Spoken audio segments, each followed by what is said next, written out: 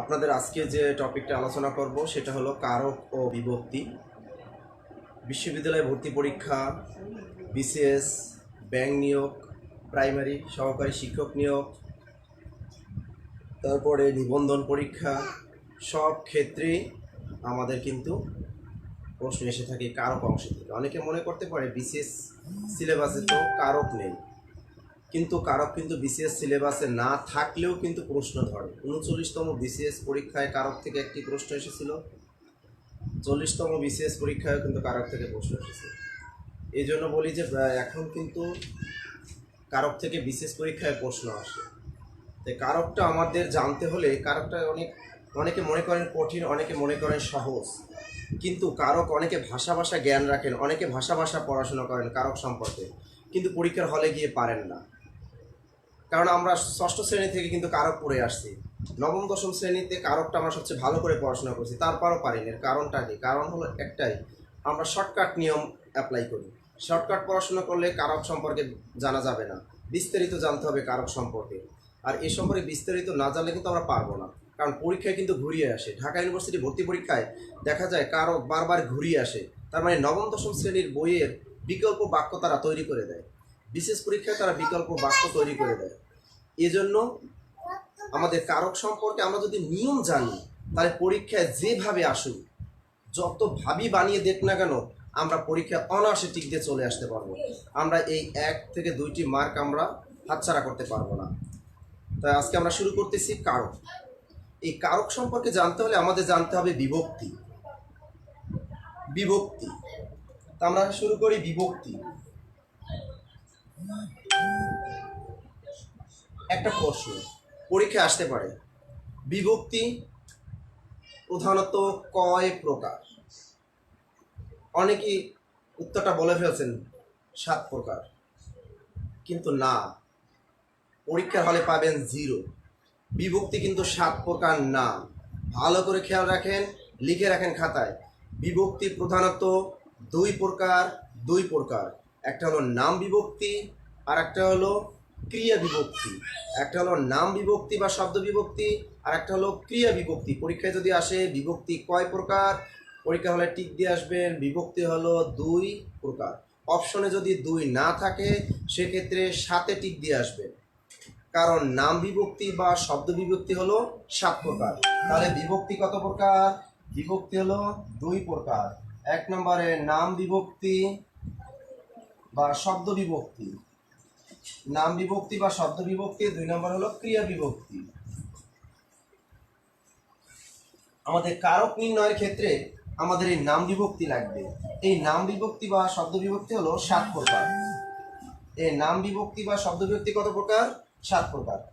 তা পরীক্ষায় যদি আসে নাম বিভক্তি বা শব্দ বিভক্তি কত প্রকার, সেটা কিন্তু 7 প্রকার। আর যদি বলা হয় বিভক্তি কয় প্রকার, প্রিলি পরীক্ষায় কিন্তু আসতে পারে এবং বিশ্ববিদ্যালয় ভর্তি পরীক্ষা আসতে পারে বিভক্তি কয় প্রকার। অবশ্যই বিভক্তি হলো 2 প্রকার, মনে থাকে যেন, বিভক্তি 2 প্রকার প্রধানত। তাহলে নাম বিভক্তি শব্দ বিভক্তি কত প্রকার? 7 প্রকার। এটা আমরা সবাই জানি। তারপরে একটু স্মরণ করে দিছি, যেমন প্রথমা বিভক্তি। প্রথমা মানে কি? শূন্য বিভক্তি। প্রথমা মানে হলো শূন্য বিভক্তি। তারপর দ্বিতীয় বিভক্তি কি? এটা সবাই জানেন। দ্বিতীয় বিভক্তি হলো কে রে। তৃতীয় বিভক্তি হলো দ্বারা দিয়া কর্তৃক। চতুর্থ বিভক্তি হলো কে রে জন্য নিমিত্ত। নিমিত্ত আর জন্য কিন্তু সেম জিনিস, নিমিত্ত অর্থই হলো জন্য। তারপর পঞ্চম বিভক্তি হতে থেকে চে। ষষ্ঠী বিভক্তি র এর। সপ্তমী বিভক্তি এ অ তে এতে। আশা করি এটা সবাই আসলে আপনারা জানেন, এই জন্য এটা আমি বিস্তারিত লিখলাম না। এটা সবাই, এটা কিন্তু কারক নির্ণয়ের ক্ষেত্রে আমাদের বিভক্তিটা কিন্তু জানতেই হবে। এবারে আমরা শিখব কারক।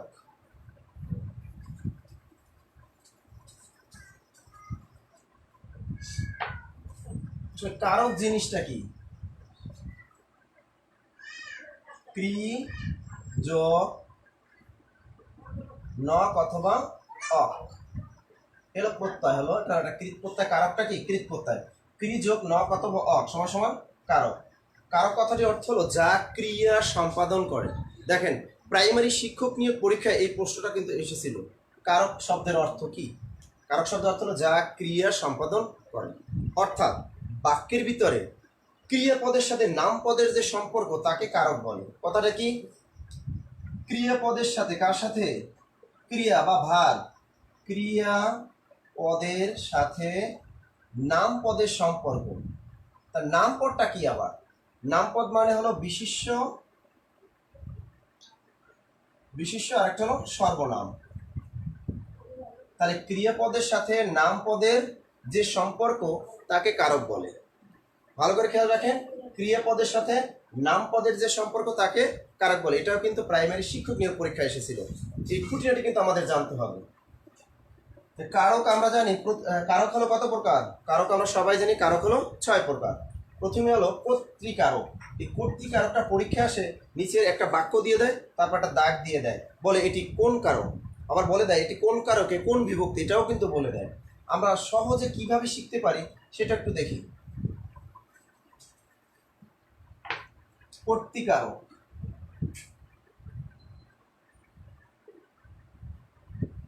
চেনার উপায় কেমনে চিনবেন? পরীক্ষার হলে তো সংজ্ঞা মুখস্থ করার দরকার নেই। আপনি সংজ্ঞা দিয়ে কখনো আমরা কারক নির্ণয় করতে পারবো না। চেনার উপায় শর্টকাটে মনে রাখবেন। লিখে রাখুন, বাক্যের মধ্যে কর্তা বা সাবজেক্ট, বাক্যের মধ্যে কর্তা বা সাবজেক্ট সরাসরি ভার বা ক্রিয়ার কাজটি করবে। এই একটা কথা মনে রাখবেন শুধু, তাহলে কর্তৃকারক যেভাবে ঘুরিয়ে আসুক আমরা দেখবো কিন্তু আজকে যে বিশ্ববিদ্যালয় ভর্তি পরীক্ষায় কিভাবে আসছে, বিশেষ পরীক্ষায় কিভাবে আসছে, প্রাইমারি পরীক্ষায় কিভাবে আসছে, ব্যাংক নিয়োগ পরীক্ষায় কিভাবে আসছে, এগুলো কিন্তু আমরা দেখবো যে কিভাবে আসছে। তাহলে বাক্যের মধ্যে কর্তা বা সাবজেক্ট সরাসরি ভার বা ক্রিয়ার কাজটি করবে, সেটি কিন্তু কর্তৃকারক। যেমন আমি যদি বলি কুকুর মাংস খায়, একটা বাক্য, কুকুরের নিচে দাগ দিয়ে দিল, পরীক্ষার হলে বলে দিল এটি কোন কারক, এটি কোন কারকে কোন বিভক্তি। তাহলে আপনি প্রথমে বাক্যটার দিকে খেয়াল রাখবেন, এখানে ভার বা ক্রিয়াপদটা কোথায়? কুকুর মাংস খায়, এখানে খায় এটা হলো ক্রিয়া বা ভার, এটি ভার বা ক্রিয়া। দেখেন এই খাওয়ার কাজটা মূলত এই বাক্যে করে কে? দাগটা দেয়া কোথায় আছে? দাগ কিন্তু দেয়া আছে কুকুরের নিচে, এই কুকুর কিন্তু এই বাক্যের সাবজেক্ট। এখানে খাওয়ার কাজটা কি কুকুর নিজে করে সরাসরি? দেখেন সরাসরি কিন্তু খাওয়ার কাজটা কুকুর নিজে করতেছে। তার মানে কুকুর মাংস খায়, এই খাওয়ার কাজটা কুকুর নিজে করতেছে সরাসরি। আমি কিন্তু বলছি বাক্যের মধ্যে কর্তা সরাসরি ক্রিয়ার কাজটা করবে, এখানে কুকুর কিন্তু সরাসরি খাওয়ার কাজটা করতেছে। তার মানে এই কুকুর মাংস খায়, এই বাক্যে কুকুর হলো কর্তৃকারক। এটা কোন বিভক্তি? কুকুর। এখানে কোনো বিভক্তি নাই, যেখানে কোনো বিভক্তি থাকবে না সেখানে শূন্য বিভক্তি আমাদের ধরতে হবে। তাহলে এটি হলো কর্তৃকারকের শূন্য বিভক্তি। আশা করি সবাই এটা বুঝতে পেরেছেন।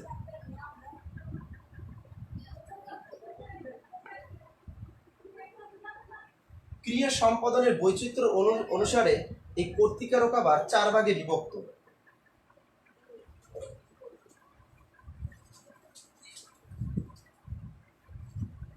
যাই হোক, আমরা দেখি এবার পরীক্ষায় কিভাবে আসছে, প্রশ্নগুলো একটু সলভ করার চেষ্টা করি। প্রশ্নটা কিন্তু আমি আবার বলে দিই, কর্তৃকারক চেনার সহজ উপায় হলো আপনি দেখবেন বাক্যের ভিতরে সাবজেক্ট বা কর্তা সরাসরি ক্রিয়ার কাজটা করবে। সোনালী ব্যাংক নিয়োগ পরীক্ষায় 2018 সালে প্রশ্নটা এসেছিল, বুলবুলিতে ধান খেয়েছে, বুলবুলিতে ধান খেয়েছে। এই প্রশ্নটা বুলবুলির নিচে দাগ। প্রশ্নটি ছিল সোনালী ব্যাংক নিয়োগ পরীক্ষা 2018 সালে প্রশ্নটা এসেছিল।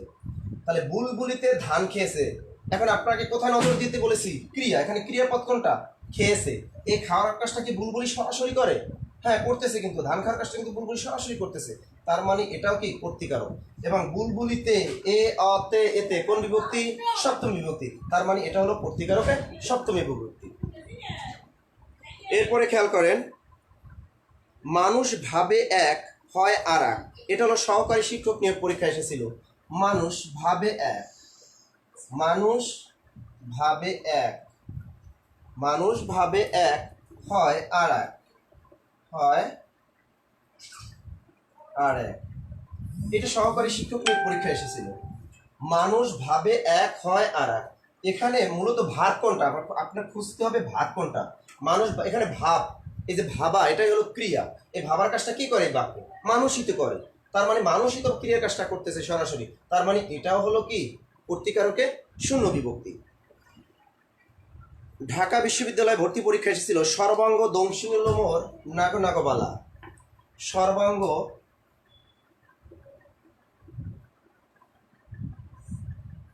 দংশিলোমর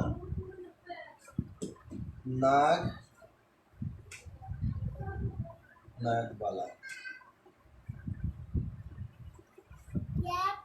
এটা ঢাকা ইউনিভার্সিটি ভর্তি পরীক্ষা এসেছিল। আর ঢাকা ইউনিভার্সিটি ভর্তি পরীক্ষা মানেই তো বুঝতে পারতেছেন একটু কঠিন প্রশ্ন করে। যে কোনো চাকরি পরীক্ষা, বিসিএস বলেন, যে কোনো চাকরি পরীক্ষার চেয়ে কিন্তু কঠিন কঠিন প্রশ্ন করে ঢাকা ইউনিভার্সিটি ভর্তি পরীক্ষা। আমরা জানি ঢাকা ইউনিভার্সিটি খ ইউনিটের ভর্তি পরীক্ষা বাংলা অংশটা অনেক কঠিন আসে। তারপর সি ইউনিটের যে বাংলা অংশটা সেটাও মানে কঠিন আসে, বারবার ঘুরিয়ে ঘুরিয়ে দেয়। এই জন্য এখানে একটু আমাদের গুরুত্ব দিয়ে পড়তে হবে। সর্বাঙ্গ দংশিল মোর নাগনাগবালা, এখানে আপনি খুঁজেন দাগটা কোথায় দিয়েছে। আপনি মনে করেন না প্রশ্নকর্তা কিন্তু একটু চালাক, সে কি করছে, আমরা সবাই জানি এই পাশে দাগগুলো থাকে, দাগ কিন্তু এই পাশেও থাকতে পারে। তাই এখানে কিন্তু দাগটা দিয়েছে কোথায়? নাগবালা। এই নাগবালাই হলো এই বাক্যের কি কর্তা। সর্বাঙ্গ দংশিমূল্যমোর নাগনাগবালা। তাই এই মূলত দংশনের কাজটা করছে কে, ক্রিয়ার কাজটা করছে কে? দেখেন তো, এই নাগবালাই তো কাজটা করছে। তার মানে এই দংশনের কাজটা নাগবালাই সরাসরি করছে। তার মানে এটাও কি কর্তৃকারকে শূন্য বিভক্তি।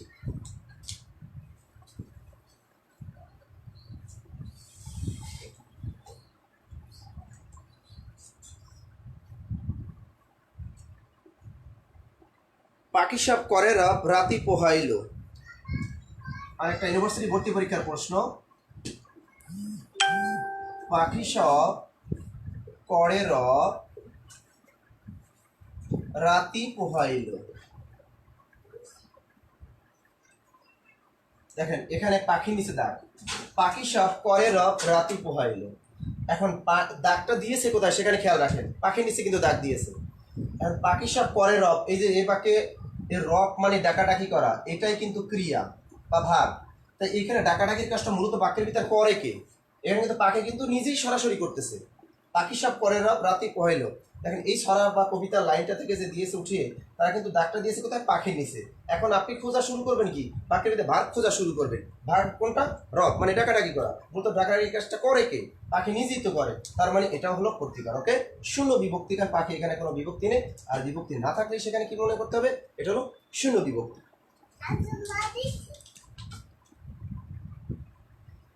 এবার আমরা কর্তৃকারক যে আমরা জানলাম যে ক্রিয়াপদের বৈচিত্র্য অনুযায়ী কর্তৃকারক 4 ভাগে বিভক্ত। এটা আমরা একটু দেখি বিস্তারিত, কারণ একটু ডিপলি ইদানিং কিন্তু অনেক আমাদের অনেক ক্যান্ডিডেট থাকে, তার প্রশ্নকর্তারা চাবে কিন্তু একটু কঠিন প্রশ্ন করতে। আমরা একটু ডিপলি একটু শিখি। প্রথমে আছে মুখ্যকর্তা। এটা সহজ, মুখ্যকর্তা এটা সহজ, মানে ক্রিয়া সরাসরি ভার্বের কাজটা করবে, সেটাই কি মুখ্যকর্তা। আমরা কি বললাম? পুকুর পানি খায়। ঠিক বললাম, পুকুর পানি খায়। এখানে পুকুরের নিচে দাগ, দেখেন এই খাওয়াটা কিন্তু কর্তা সরাসরি করতেছে, তার মেয়ে হলো মুখ্য কর্তা। 2 নম্বরে প্রযোজক কর্তা। 3 নম্বরে প্রযোজ্য কর্তা। 4 নম্বরে হলো ব্যতিহার কর্তা। পরীক্ষায় এই ব্যতিহার কর্তা থেকে কিন্তু প্রশ্ন আসে। এই পরীক্ষায় খেয়াল রাখবেন, এটা ভেরি ভেরি ইম্পর্টেন্ট।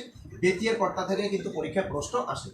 প্রযোজক আর প্রযোজ্য কর্তাটা একটু বুঝিয়ে দিয়েছি, অনেকেই বুঝতে পারছেন। আমরা বই কিন্তু দেখা আছে নবম দশম শ্রেণী বইয়ে যে মা শিশুকে চাঁদ দেখায়।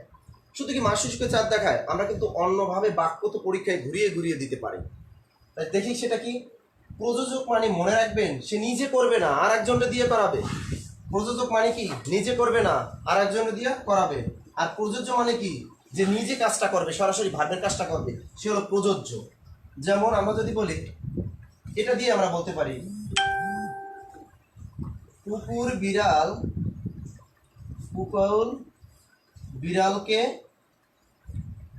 বিড়ালকে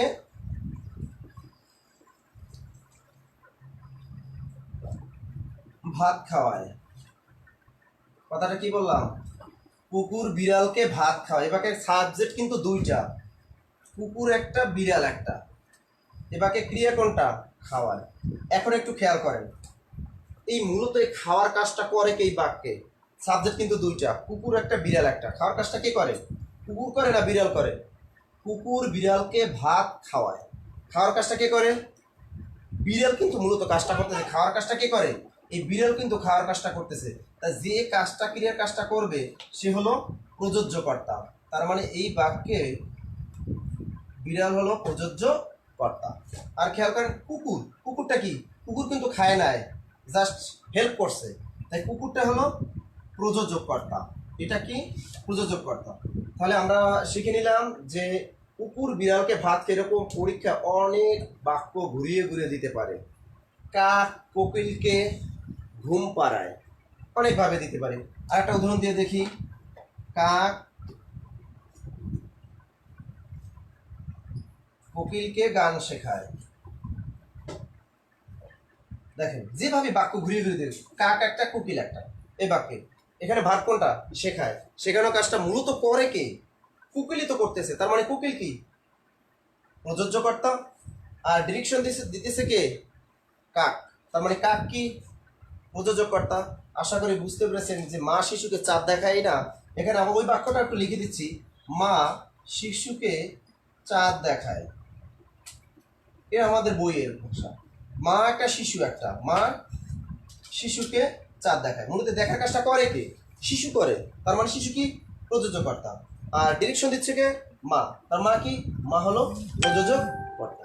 আশা করি প্রযোজ্য আর প্রযোজকটা ভালো করে বুঝতে পেরেছেন। এবার আমরা শিখবো বেতিহার কর্তা।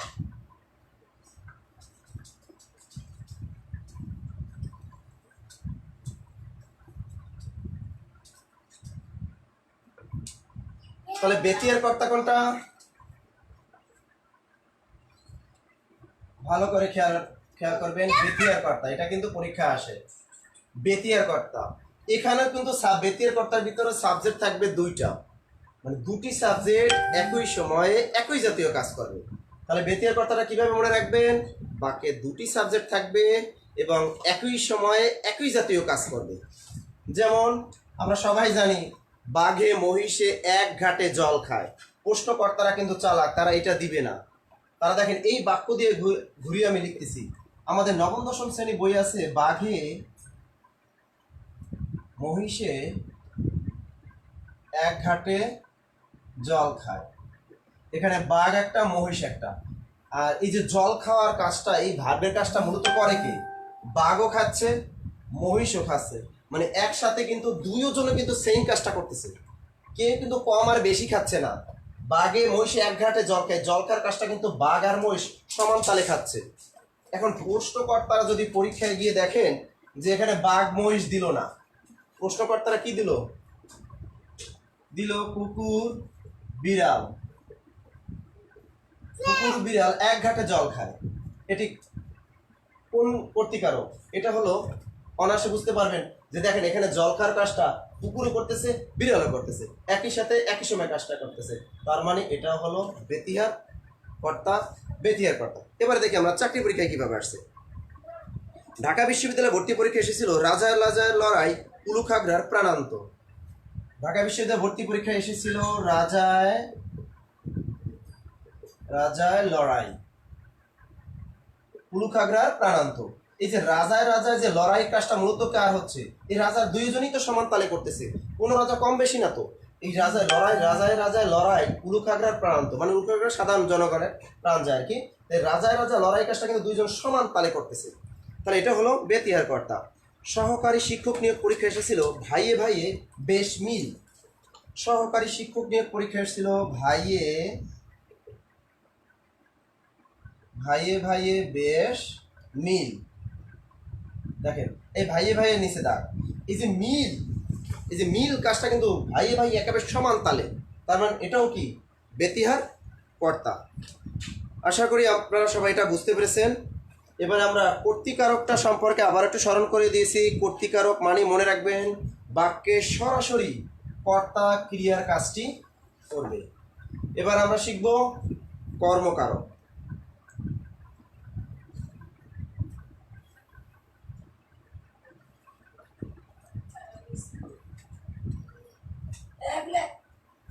তো সবাই লিখে ফেলেন কর্মকারক।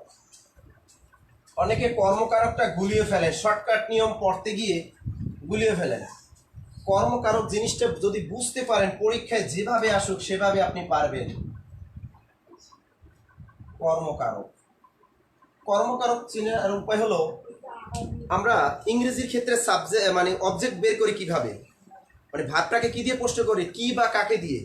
আমরা ভাবটাকে কিন্তু কি বা কাকে দিয়ে প্রশ্ন করি, তাহলে কিন্তু আমাদের অবজেক্টটা পেয়ে যাই। মনে রাখবেন, হ্যাঁ, এই কর্মকারক মানেই হলো ইংরেজির অবজেক্ট অবজেক্ট অবজেক্ট। ইংরেজিতে যেভাবে অবজেক্ট বের করেন তেমনি কিন্তু কর্মকারকও সেরকম বের করবেন। সহজ কথায় মনে রাখেন, ক্রিয়াপদকে ক্রিয়াপদকে কি বা কাকে দিয়ে প্রশ্ন করলে যদি উত্তর পাওয়া যায় সেটি হলো কর্মকারক। ক্রিয়াপদকে কি করবেন, ক্রিয়াপদকে কি অথবা কাকে, কি অথবা এই কাকে দিয়ে প্রশ্ন করবেন। ক্রিয়াপদকে কি বা কাকে দিয়ে প্রশ্ন করলে যদি উত্তরটা পেয়ে যান তাহলে মনে রাখবেন কি, কর্মকারক। আমি কিন্তু কর্তৃকারকের একটা বাক্য আমি আবার স্মরণ করে দিছি, কুকুর মাংস খায়। কথাটা কি বললাম, কুকুর মাংস খায়। এই বাক্যে দাগটা দেয় এবার মাংসের নিচে দাগ। কোথায় দাগ দা, মাংসে। খেয়াল করেন একই বাক্য কিন্তু ঘুরিয়ে ঘুরিয়ে দেয়, কুকুর মাংস খায়। আপনি কিন্তু এটা কর্তৃকারকে টিক দিতে পারবেন না, কারণ দাগটা দিয়েছে কোথায়, মাংসের নিচে দাগ দিয়েছে। এবার আপনি একটু ভাবুন, আগে খেয়াল করবেন দাগটা কোথায় দিয়েছে, মাংসের নিচে দাগটা দিয়েছে। এবার আপনি ভার্ব খোঁজার চেষ্টা করুন, এবারকে ভার্ব বা ক্রিয়াপদ কোনটা, খাও মানে খায়া, খায়, তাহলে এটা হলো ক্রিয়াপদ।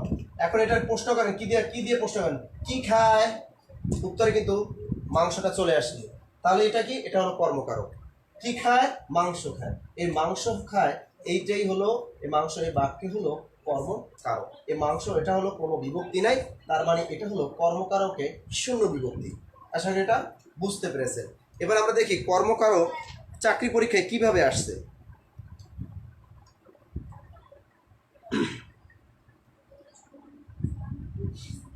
সহকারী শিক্ষক নিয়োগ পরীক্ষায় আসছে। কপল ভাসিয়ে গেল নয়নের জলে। কথাটা কি বলছে, কপল ভাসিয়া গেল নয়নের জলে। প্রাইমারি সহকারী শিক্ষক নিয়োগ পরীক্ষা প্রশ্ন এসেছে। কপল, কপল ভাসিয়া গেল নয়নে, এই নয়ন মানে চোখ, কপল মানে কি গাল, কপাল না কিন্তু আবার, কপল অর্থ কি গাল। তা কপল ভাসিয়া গেল নয়নের জলে। এখন আপনি খেয়াল করেন দাগটা দিয়েছে ওটা, তার মানে এটা কি কর্তৃকারকে টিপ দিয়ে আসবেন না, আপনি খোঁজা শুরু করবেন ভার্ব কোথায়, বাক্যে ক্রিয়াপদ কোথায়। এই যে ভাসিয়া যাওয়া, এই ভাসিয়া গেল বা ভাসিয়া যাওয়া এটাই কিন্তু এই বাক্যে ভার। এই ভাসিয়া যাওয়ার কাজটা কি কপাল করে, আগে ভাববেন এটা কর্তৃকারক কিনা। এই ভাষার যাওয়ার কাজটা কি কপাল করে, করে না, এখানে করে কিন্তু নয়নের জল। কিন্তু নয়নের জলে দাগ থাকলে কিন্তু কর্তৃকারক হতো, কিন্তু দাগটা দিয়েছে কপলের নিচে। এখন দেখছেন যেখানে ভাসিয়া যাওয়ার কাজটা কপল করতেছে না, তার মানে এটা কর্তৃকারক। কি ভাসিয়া গেল, কপল ভাসিয়া গেল। কি ভাসিয়া গেল, কপল ভাসিয়া গেল। তার উত্তরটা কিন্তু চলে আসছে, তার মেয়েটা হলো কর্মকারক। অনার্সে টিক দিয়ে আসতে পারলেন।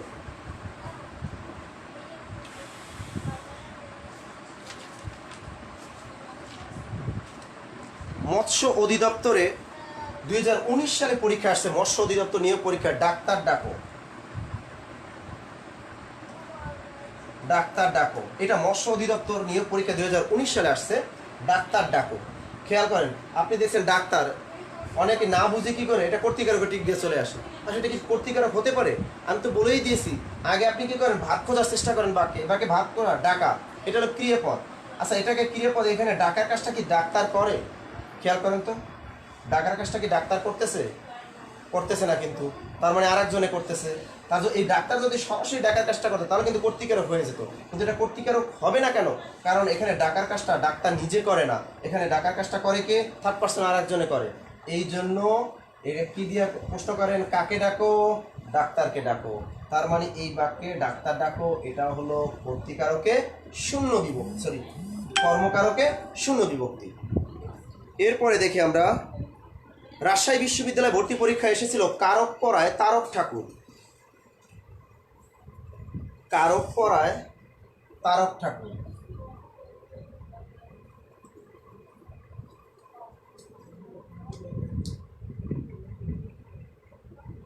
কারক পড়ায় তারক ঠাকুর। এই প্রশ্নটা কিন্তু ইউনিভার্সিটি ভর্তি পরীক্ষায় বারবার ঘুরিয়ে ঘুরিয়ে আসে। খেয়াল করেন, দাগটা দিয়েছে কোথায়? কারকের নিচে। আচ্ছা, আমি কারকের নিচে, এখানে যদি তারক ঠাকুরের নিচে দাগ দেয়, কারক পড়ায় তারক ঠাকুর, তাহলে কিন্তু কর্তৃকারক হয়ে যাবে। এখানে ক্রিয়াপদ কোনটা? পড়ার। পড়ানোর কাজটা কি করে বাক্যে? তারক ঠাকুর নিজেই তো করে, তার মানে কিন্তু কর্তৃকারক হয়ে যাবে। তাহলে আবার এটা মুছে ওরা পরীক্ষা প্রশ্নকর্তারা কি করলো? এখানে কারকের নিচে দাগ দিল। এটা রাজশাহী বিশ্ববিদ্যালয় ভর্তি পরীক্ষা আসছিল, মানে একবার আসছিল কারকের নিচে দাগ, আর একবার এসেছিল তারক ঠাকুরের নিচে দাগ, যাতে মানে যারা মুখস্থ করে গেছে তারা কিন্তু এটা ভুল করে এসেছে, আর যারা মূল নিয়ম জেনে গেছে তারা কিন্তু অনার্সে ঠিক দিয়ে আসতে পেরেছে। কারক পড়ায় তারক ঠাকুর। এখানে ক্রিয়াপদ কোনটা? পড়ায়। এই পড়ানোর কাজটা কি কারক করে? করে না। তার মানে এটা কর্তৃকারক হবে না, হবে না, হবে না। তার মানে এটা কি হবে? কি পড়ায়? ক্রিয়াটিভ প্রশ্ন করেন, কি পড়ায়? কারক পড়ায়। তার মানে এটা কোন কারক? কর্মকারক। অর্থ অনর্থ ঘটায়। অর্থ অনর্থ ঘটায়। অর্থ সহকারী শিক্ষক নিয়ে পরীক্ষায় আসছে। অর্থ অনর্থ ঘটায়। অর্থ অনর্থ ঘটায়। দাগটা দেয় কোথায়? অনর্থের নিচে দাগ। ক্রিয়াপদ কোনটা? ঘটায়। কি ঘটায়? অনর্থ ঘটায়। তার মানে এটা কি? কর্মকারক। আর যদি এই দাগটা আর একটা চাকরি পরীক্ষা এসেছিল অর্থের নিচে দাগ, অর্থ অনর্থ ঘটায়, তাহলে এটা কোন কারক হয়ে যাবে? কর্তৃকারক হয়ে যাবে। কিন্তু এবারে ক্রিয়াপদ কোনটা? ঘটায়। এই ঘটানোর কাজটা মূলত করে কে? এই অর্থেই কিন্তু করতেছে। তার মানে এখানে যদি দাগ দেয়া থাকে তাহলে এটা হবে কর্তৃকারক, আর যদি এখানে দাগ দেয়া থাকে তাহলে হবে কর্মকারক। কি ঘটায়? অনর্থ ঘটায়। আশা করি এটা কর্মকারকটা বুঝতে পেরেছেন।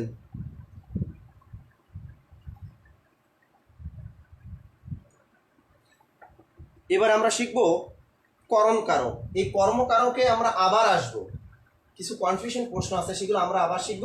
তার আগে একটু করণকারকটা শিখে আসি, তারপরে এই কর্মকারকে আবার আসবো আমরা। তার কর্মকারকটা কি? আপনি সহজ কথায় ক্রিয়াপদকে কি বা কাকে দিয়ে প্রশ্ন করবেন। একটা বাক্যে কর্ম কিন্তু দুইটা থাকতে পারে, একটা হলো মুখ্য কর্ম, একটা হলো গৌণ কর্ম। যেমন আমরা জানি নবম দশম শ্রেণী বইয়ে দেয়া আছে, বাবা আমাকে একটি কলম কিনে দিয়েছে। এখানে বাবা আমাকে একটি কলম কিনে দিয়েছেন, কলমটা হলো মুখ্য কর্ম, আর আমাকে হলো কি? গৌণ কর্ম। পরীক্ষায় যদি অন্যভাবে ঘুরিয়ে দেয় যে মামা আমাকে বই কিনে দিয়েছে, দেখেন এখানে বইয়ের নিচে দেখ, আমাকে নিচে দেখ, মামা আমাকে একটি বই কিনে দিয়েছে। এখন এখানে ক্রিয়াপদ কোনটা? কিনে দেওয়া। এটা হলো ক্রিয়াপদ। তাহলে কি কিনে দিয়েছে? বই কিনে দিয়েছে। এখানে একটা কর্মপদ পেলাম, এটা হলো মুখ্য কর্ম। কাকে কিনে দিয়েছে? আমাকে কিনে দিয়েছে, এটা হলো গৌণ কর্ম। কারণ আমরা জানি একটা বাক্যে যদি দুইটা কর্ম থাকে, এর ভিতরে যেটা ব্যক্তিবাচক হবে সেটা হলো গৌণ কর্ম, আর যেটা বস্তুবাচক সেটা হবে মুখ্য কর্ম। তাহলে একটা বাক্যে কর্ম দুইটা থাকতে পারে। এটা শিখে ফেললাম। এবার আমরা শিখব করণ কারক। লিখে ফেলুন খাতায় করণ কারক।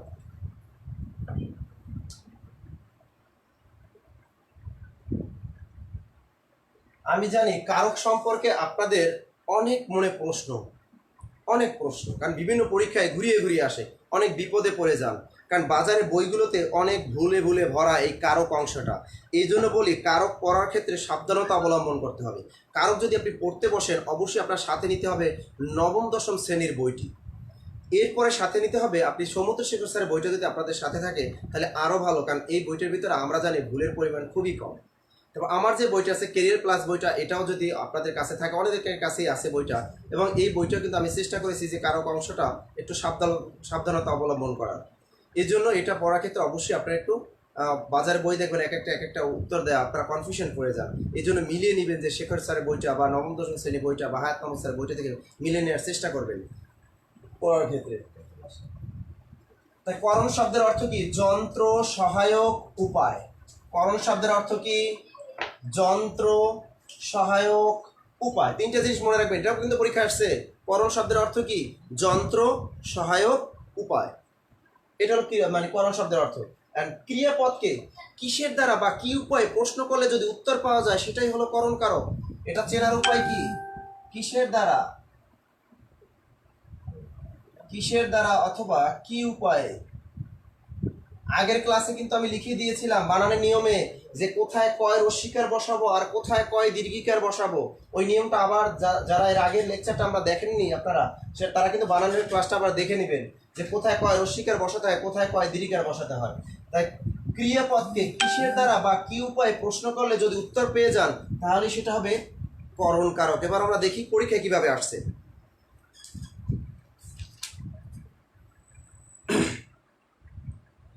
ঘোড়াকে চাবুক মারো, ঘোড়াকে চাবুক মারো। এটা বেবজা নিয়ে পরীক্ষায় 2018 সালে এসেছিল, চাবুকের নিচে দাগ দিয়ে দিয়েছিল। তাহলে দেখেন ঘোড়াকে চাবুক মারো, কিসের দ্বারা মারো? চাবুকের দ্বারা। এই চাবুক কিন্তু একটা যন্ত্র বা সহায়ক, এখানে কিন্তু একটা যন্ত্র। ঘোড়াকে চাবুক মারো, এখানে ক্রিয়াপদ কোনটা আপনি আগে খেয়াল করবেন, যে প্রশ্ন পরীক্ষার হলে গিয়ে আগে খেয়াল করবেন কারকের ক্ষেত্রে যে দাগটা দিয়েছে কোথায় সেখানটা আইডেন্টিফাই করেন, তারপর খোঁজার চেষ্টা করবেন যে ভিতরে ভারটা কোথায় আছে। এখানে ভার হলো মারো, এটা হলো ভার। তাহলে কিসের দ্বারা মারো? চাবুকের দ্বারা মারো, এটা হলো করণ কারক। বুঝতেই পারছেন এটা হলো কি করণ কারক। আবার দেখেন একই বা ঘুরে আসতে পারে আর একটা চাকরি নিয়োগ পরীক্ষায় বা ভর্তি পরীক্ষা আসতে পারে, এই যদি ঘোড়ার নিচে দাগ দেওয়া থাকে ঘোড়াকে চাবুক মারো, তাহলে কোন কারক হবে? ঘোড়াকে চাবুক মারো। আপনি কিন্তু ওটা হুট করে টিক দিয়ে ফেলবেন না যেটা কর্তৃকারক বা কর্মকার, আগে ভাবেন এ বাক্যে ভাব কোনটা? মারো। মারার কাজটা কি ঘোড়ায় নিজে করে সরাসরি? তাহলে কিন্তু কর্তৃকারক হতো। ঘোড়াকে চাবুক মারো না, এখানে কিন্তু ঘোড়া সরাসরি এই ক্রিয়ার কাজটা করতেছে না, তার মানে এটা কর্তৃকারক হবে না, হবে না, হবে না। এবারে দেখি আমরা কর্মকারক হয় কিনা। আমরা জানি ক্রিয়াপদকে কি বা কাকে দিয়ে প্রশ্ন করলে যদি উত্তর পেয়ে যায় তাহলে সেটা কি কর্মকারক। দেখি হয় কিনা। কাকে মারো? ঘোড়াকে মারো। তার মানে এখানে দাগ দিন, এটা কি হয়ে গেল? কর্মকারক। আর যদি এখানে দাগ দিই তাহলে কি হয়ে গেল? করণ কারক। আশা করি বুঝতে পেরেছেন এটা।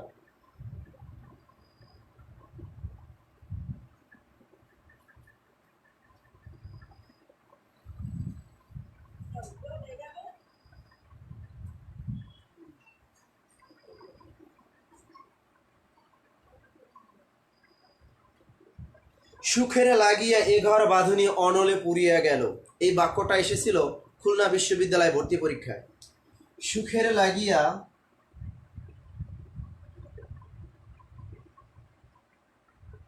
সুখের লাগিয়া এ ঘর বাঁধিনু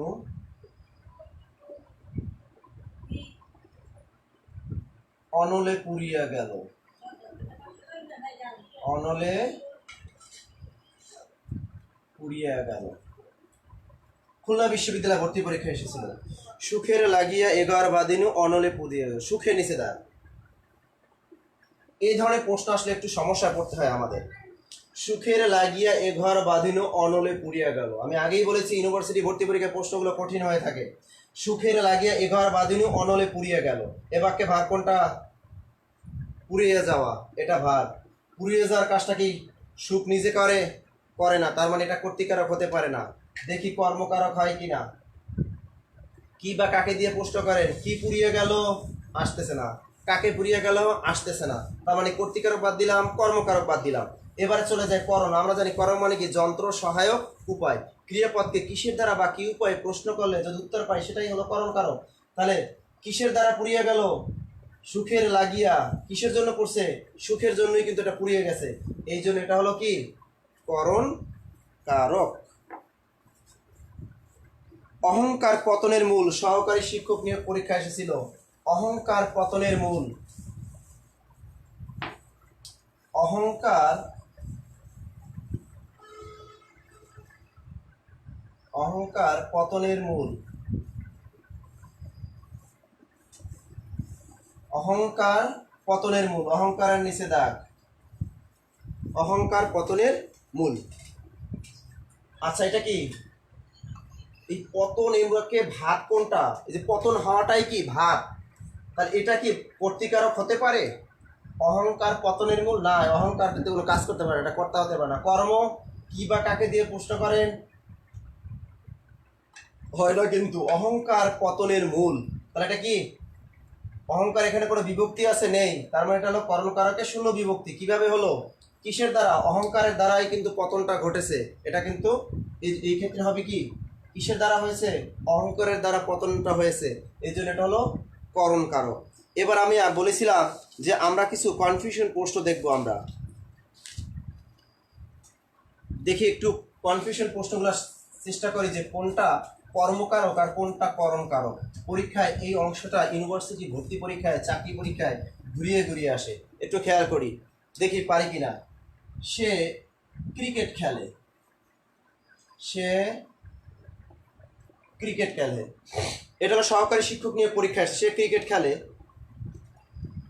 সে দাবা খেলে, সে সে ক্রিকেট খেলে, সে দাবা খেলে, সে লুডো খেলে, সে লুডো খেলে, সে টেনিস খেলে, সে টেনিস খেলে, সে বল খেলে, সে বল খেলে, সে লাঠি খেলে, সে তাস খেলে। এটা কিন্তু ইউনিভার্সিটি ভর্তি পরীক্ষা এসেছিল। আচ্ছা একটু খেয়াল করেন, একই বাক্য কিন্তু কারক কিন্তু এক কারক না। সে ক্রিকেট খেলে, সে দাবা খেলে, সে লুডো খেলে, সে টেনিস খেলে, সে বল খেলে, সে লাঠি খেলে, সে তাস খেলে। অনেকে মনে প্রশ্ন জাগে যেগুলো সবই হলো কর্মকারক। আসলে কিন্তু এগুলো সব কর্মকারক না। কারণ আপনি ক্রিয়াপদটাকে প্রশ্ন করেন, কি খেলে? ক্রিকেট খেলে। কি খেলে? দাবা খেলে। কি খেলে? লুডো খেলে। কি খেলে? তাস খেলে। কি খেলে? লাঠি খেলে।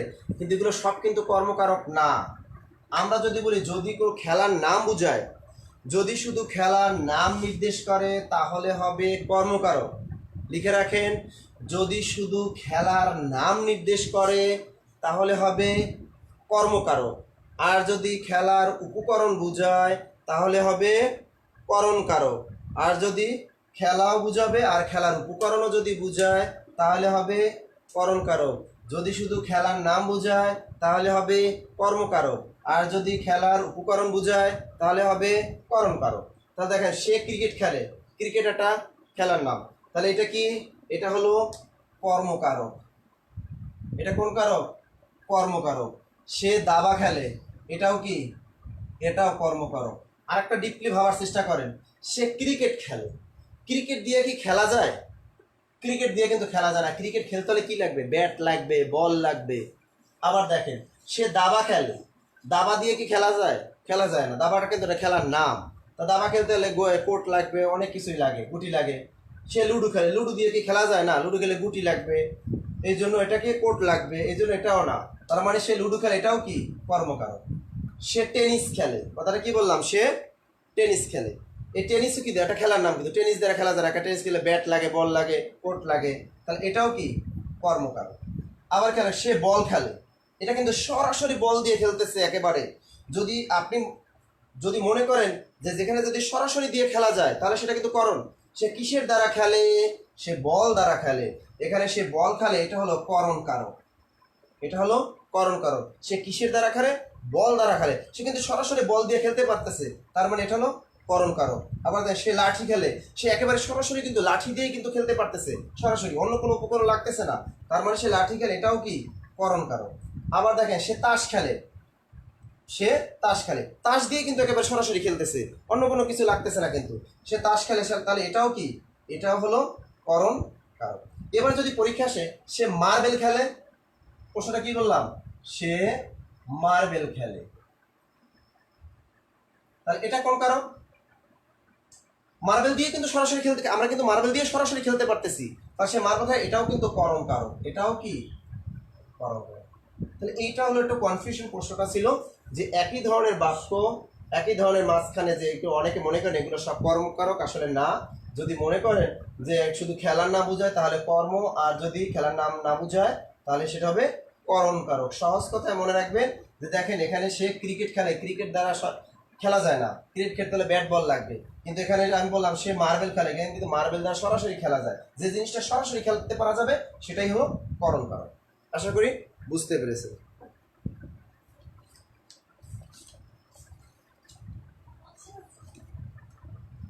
এবারে আমরা শিখব সম্প্রদান কারক।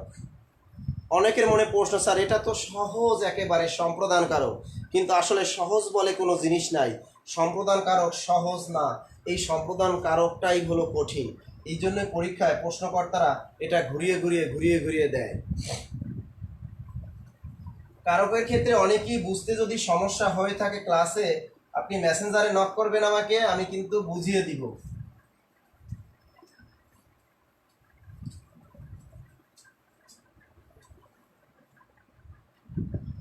সম্প্রদান কারক, সম্প্রদান মানে কি? এটা ছোটবেলা থেকে পড়ে আসছি। কাউকে শর্ত ত্যাগ করে, একেবারে শর্ত ত্যাগ করে যদি কোনো কিছু দান করা বোঝায়, তাহলে সেটা হলো সম্প্রদান কারক। আমরা জানি শুধু দান করা না, কোনো ভালো কাজের যদি উদ্দেশ্য বোঝায় সেটাও কিন্তু কি সম্প্রদান কারক। কোনো প্রার্থনা করা যদি বোঝায় তাহলে সেটা কি সম্প্রদান কারক। কোনো কিছু নিমিত্ত বা জন্য যদি বোঝায় তাহলে সেটা সম্প্রদান কারক। তাহলে আমি কি বললাম? কাউকে সত্য ত্যাগ করে কোনো কিছু দান করা বোঝালে গ্রহিতা সবসময় কিন্তু মনে রাখবেন, গ্রহিতা সবসময় কিন্তু সম্প্রদান কারক হয়। যে দান করবে সে কিন্তু না। যেমন আমি গরিবকে টাকা দেই, এবারকে আমি যে দিচ্ছি আমি কিন্তু সম্প্রদান না, টাকাটা নিতেছে কে? গ্রহিতাকে, গরিব। এবারকে গরিব কিন্তু সম্প্রদান কারক। এই জিনিসটা ভালো করে মনে রাখবে। তার কি বললাম? কাউকে সত্য ত্যাগ করে কোনো কিছু দেওয়া বুঝাবে, কোনো ভালো কাজের উদ্দেশ্য বুঝাবে, আর একটা কি বললাম? যে কোনো কিছু নিমিত্ত বা জন্য যদি বুঝায় তাহলে সেটা সম্প্রদান কারক হবে। এটা আমরা একটু বিস্তারিত করবো, কারণ এটা থেকে পরীক্ষা প্রশ্ন আসে। এবারে দেখেন, মনে রাখবেন একটা কথা, সম্প্রদান কারকে সবসময় চতুর্থ বিভক্তি হয়। সম্প্রদান কারকে কখনো দ্বিতীয় বিভক্তি হয় না। মনে রাখবেন কথাটা, পরীক্ষা আসতে পারে কোন কারকে সবসময় চতুর্থ বিভক্তি হয়। সম্প্রদান কারকে সবসময় চতুর্থ বিভক্তি হয়, এটা দ্বিতীয় বিভক্তি হয় না। আবার পরীক্ষা আসে যে ব্যাকরণবিদ্যা কোন কারককে স্বীকার করেন না, সেটাও কিন্তু সম্প্রদান কারক। রবি ঠাকুরও কিন্তু এই সম্প্রদান কারককে স্বীকার করেন না। তিনিও কিন্তু বলেছেন যে সম্প্রদান কারকের কাজটা কিন্তু কর্মকারকের দ্বারাই করা যায়, অতএব এটার কিন্তু আলাদা কোনো কারক বলা দরকার নাই, এটা কর্মকারক। এই জন্য পরীক্ষা কিন্তু এগুলো আসতে পারে যে সম্প্রদান কারককে নিচে কোন ব্যক্তি স্বীকার করেন না, সেটা হলো রবি ঠাকুর। এর নামটা কিন্তু বারবার আসে, অধিকাংশ পণ্ডিতই কিন্তু এটা স্বীকার করেন না। তাহলে সম্প্রদান কারকের দ্বারা কোন কারকের কাজ সম্প্রদান করা যায়? কর্মকারকের দ্বারা। পরীক্ষা আসতে পারে যে সম্প্রদান কারক আর কর্মকারক কি এক? এটা কিন্তু অধিকাংশই কিন্তু এক, কারণ একটা দ্বারা কিন্তু আরেকটার কাজ চালানো যায়। তা যাই হোক, সম্প্রদান কারকটা আমরা একটু চেষ্টা করি।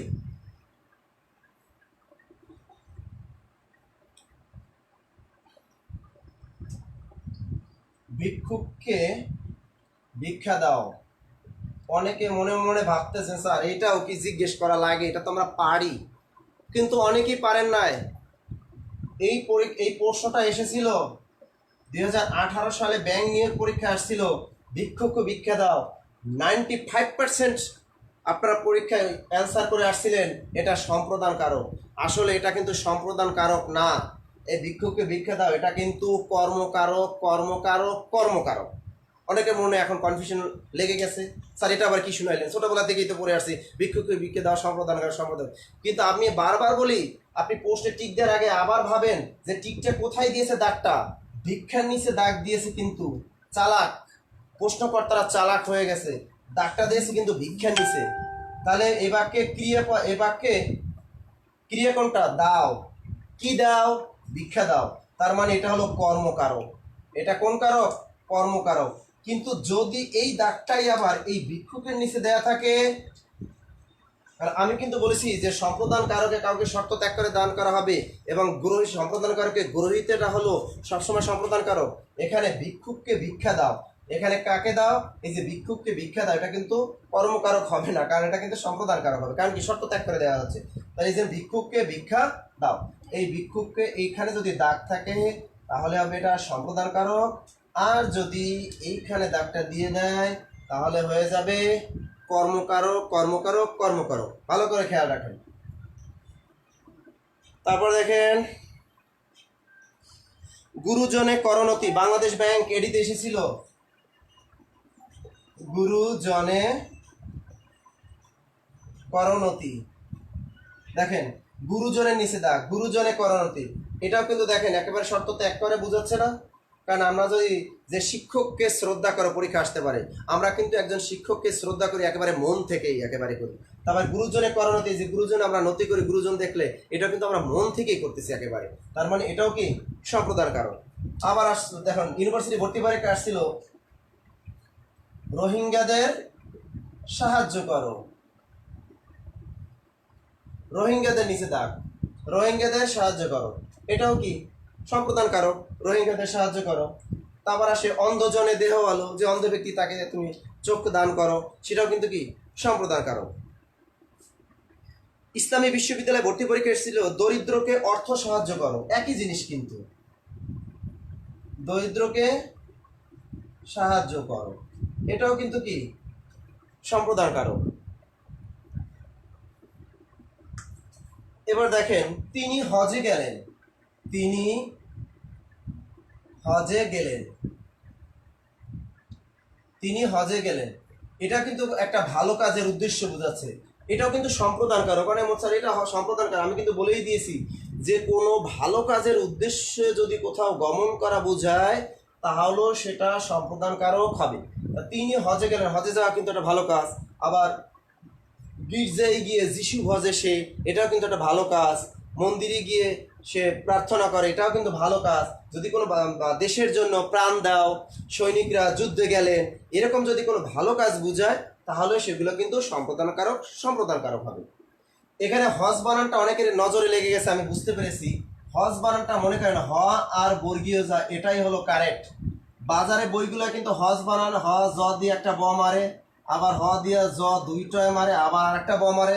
এই হজ বানান কিন্তু এটা হবে না, এটাই হলো কারেক্ট হজ বানান, হ আর বর্গীয় জ, এটা হলো হজ। আমরা গতকাল কিন্তু বানানে শিখেছিলাম হাজি বানান, এই যে হাজি, এটা কিন্তু রস্বইকার, হাজি বানানটা কিন্তু রস্বইকার। তেমনি হজ বানানটা হ আর বর্গীয় জ, এটা হলো হজ বানান।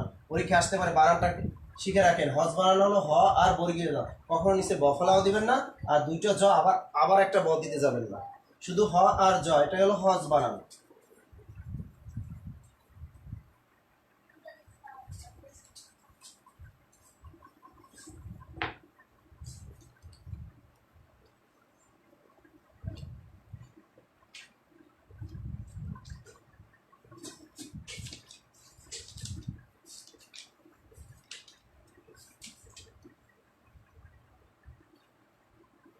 এরপর একটু দেখি, ধোপাকে কাপড় দাও, ধোপাকে কাপড় দাও, সন্ত্রাসীকে চাঁদা দাও,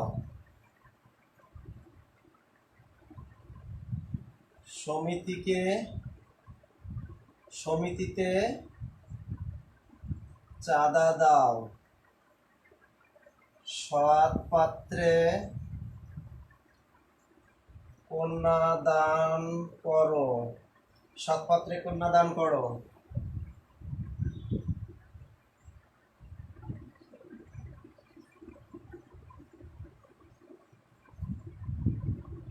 শ্রমিককে বেতন দাও। বানান সবকটা একটু লিখে ফেলুন সবাই খাতায়, এগুলো কিন্তু কনফিউশন প্রশ্ন।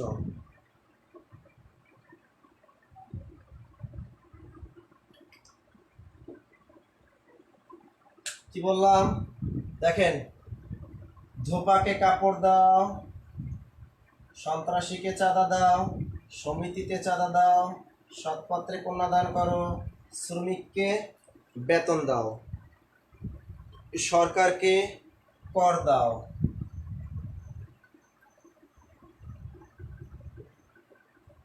সরকারকে কর দাও। যারা পড়াশোনা করেন না, যাদের ভাষা কারক সম্পর্কে জ্ঞান আছে, তারা সবাই এইগুলাকে উত্তর করে চলে আসবেন যে এগুলো হলো সম্প্রদান কারক। আমি একটু বুঝিয়ে দিচ্ছি কিন্তু,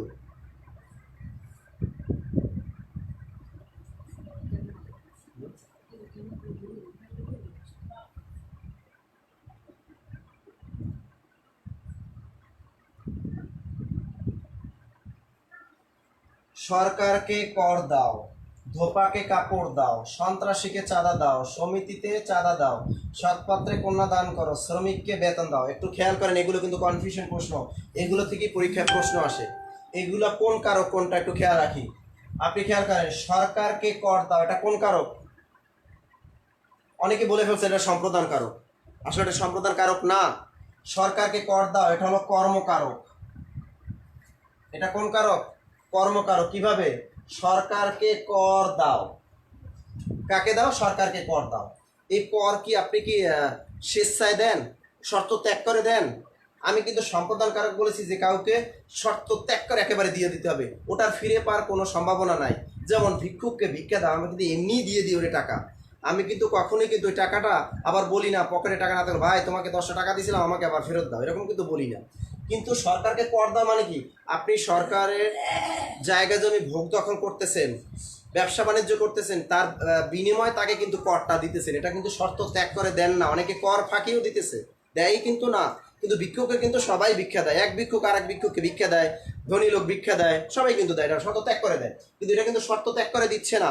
শর্ত ত্যাগ করে যদি না দেয় তাহলে সেটা কিন্তু কর্মকারক হয়ে যাবে।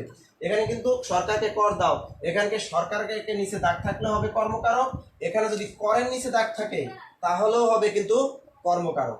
আবার দেখেন, ধোপাকে কাপড় দাও, ধোপাকে কিন্তু আমরা কাপড় একেবারে শর্ত ত্যাগ করে কিন্তু দিয়ে দেই না, ওটা কিন্তু আবার নিয়ে আসি। তার মানে এটাও কি? এটাও হলো কর্মকারক। কাপড়ের নিচে দাগ থাকলে সেটাও কি? কর্মকারক। কি দাও? কাপড় দাও, এটাও কিন্তু কর্মকারক। সন্ত্রাসীকে চাঁদা দাও, এটাও কিন্তু কি? কর্মকারক। কারণ সন্ত্রাসীকে চাঁদা আপনি স্বেচ্ছায় কিন্তু দেন না, চাকু ঠেকাই ধরছে তারপর কিন্তু দেন, জোর করে নিয়ে যাওয়ার বিরুদ্ধে আবার মামলা করলে আবার ওরা ধরিয়ে দিলে কিন্তু টাকা ফেরত পাওয়ার সম্ভাবনা আছে। তার মানে এই সন্ত্রাসীকে চাঁদা দাও, এটাও কি? কর্মকারক। সমিতিতে চাঁদা দাও, এই একটা জিনিস খেয়াল রাখে, সমিতিতে চাঁদা দাও, এটা কিন্তু সমিতিতে চাঁদা দাও, এই চাঁদা দেওয়ার কাজটা কিন্তু আমরা স্বেচ্ছায় দিয়ে দিই। কোনো অন্ধ কল্যাণ সমিতি আছে, শ্রমিক কল্যাণ সমিতি আছে, এটা কিন্তু স্বেচ্ছায় মানুষ কিন্তু দেয়। এটা নিয়ে একটু ভেজাল থাকতে পারে, তারপরে 19-এ বইয়ে দেওয়া আছে, এটা হলো কি? সম্প্রদান কারক। তাহলে সমিতিতে চাঁদা দাও, এটাও কিন্তু সম্প্রদান কারক। সৎ পাত্রে কন্যা দান করো, এটা নিয়ে অনেক ভেজাল আছে, অনেকে জানেন, মনে মনে প্রশ্ন জানেন স্যার এটা তো 19-এর বইতে দেখি এটা হলো সম্প্রদান করো, আবার অন্য অন্য বইয়ে দেখি ব্যাখ্যা দেওয়া আছে সেখানে সৎ পাত্রে কন্যা দান করো এটা হলো কর্মকারক। হ্যাঁ, এটা কিন্তু কর্মকারকই হয়, কারণ আগে দেখেন এই কন্যাকে কিন্তু দান করা হতো, বর্তমানে কন্যাকে কিন্তু কোনো বাবাই তার মেয়েকে কোনো ছেলের কাছে দান করে না, কারণ কন্যা আবার ফেরত ডিভোর্স দিলে ফেরত আসে। আপনি একটা থাপ্পড় মারেন না স্ত্রীকে, দেখবেন যে ফেরত চলে আসবে। এই জন্য সৎ পাত্রে কন্যা দান করো। এটা যেহেতু নবম দশম শ্রেণীর মনিরুজ্জামানের বই কিন্তু হায়াত মোহাম্মদ স্যারের বই দেওয়া আছে, এটা হলো সম্প্রদান কারক। আপনি পরীক্ষায় সম্প্রদান কারকে টিক দিয়ে আসবেন, কারণ প্রশ্নকর্তারা যে প্রশ্ন করে তারা কিন্তু নবম দশম শ্রেণীর বইটা বেশি ফলো করে। তার মানে এটাও কি? সম্প্রদান কারক। আর অপশনে যদি দেখেন যে সৎপাত্রে কন্যা দান করে, এটি কোন কারক, এটা যদি দেখেন যে অপশনে আপনার সম্প্রদান নাই, সেক্ষেত্রে আপনি কর্মকারকে টিক দিয়ে আসবেন। আর যদি দেখেন অপশনে সম্প্রদানও আছে কর্মও আছে, সেক্ষেত্রে আপনি সম্প্রদানে টিক দিবেন। শ্রমিককে বেতন দাও, এটা কোন কারক? এটা কিন্তু কর্ম। শ্রমিককে বেতন দাও, এটা কিন্তু কর্মকারক। কারণ শ্রমিককে বেতন দাও, শ্রমিক কিন্তু আপনার কাজ করেছে, তার বিনিময়ে তাকে আপনি বেতন দিতেছেন, এটা কিন্তু আপনি শর্ত ত্যাগ করে দেন না এমনি। শ্রমিক কি করছে? আপনার কাজ করে দিয়েছে, তার বিনিময়ে আপনি কি করছেন? তাকে বেতনটা দিয়েছেন, তার মানে এটা হলো কর্মকারক। আশা করি এটা বুঝতে পেরেছেন। ভিডিওটা বারবার আপনারা দেখবেন, যদি কোনো সমস্যা আমাকে নক করবেন, এটা একটু খেয়াল রাখেন। সরকারকে কর দাও, এটা কর্মকারক। ধোপাকে কাপড় দাও, এটা কর্মকারক। সন্ত্রাসীকে চাঁদা দাও, এটাও কর্মকারক। সমিতিতে চাঁদা দাও, সম্প্রদান কারক। সৎপাত্রে কন্যা দান করো, সম্প্রদান কারক। শ্রমিককে বেতন দাও, এটা হলো কর্মকারক।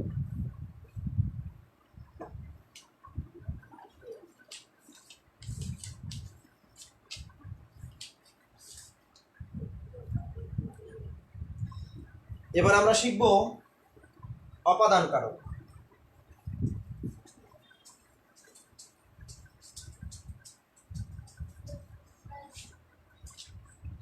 অপাদান কারক, অপাদান কারক, অপাদান মানে মাইনাস। মনে রাখবেন, অপাদান কারক মানে কি? মাইনাস, মানে হ্রাস পাবে। সহজভাবে চেনার উপায়, অপাদান কারক কি? মাইনাস।